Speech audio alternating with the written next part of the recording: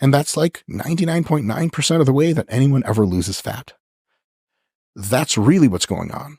Does that mean you have to count your calories? No.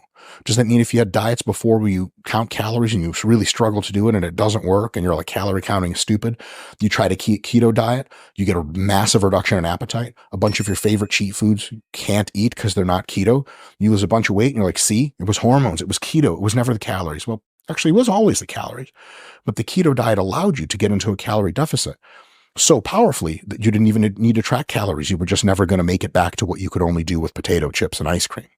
So that's the group one that is understandable. Group two are people that range anywhere from honestly misinformed folks that have noticed these changes in themselves and have created digital products and YouTube channels to help other folks figure things out, all the way through sociopathic charlatans that maybe know what's really going on and maybe don't, but don't care. And they'll tell you calories don't matter, calorie counting is a myth, because they, some combination of truly believe that to be the case erroneously, or they have no true beliefs. They're just, there's no soul in there, and they'll say whatever the hell they have to get that bottom line for their corporation to go up. Dr. Oz type of people.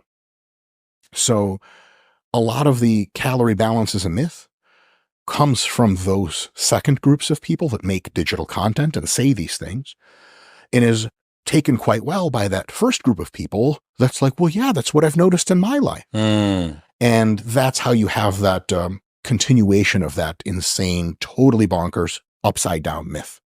So certain changes that people can make with the choice of foods that they have has a downstream consequence on the amount of food that they eat, and also perhaps the way that they feel, the amount that they move around.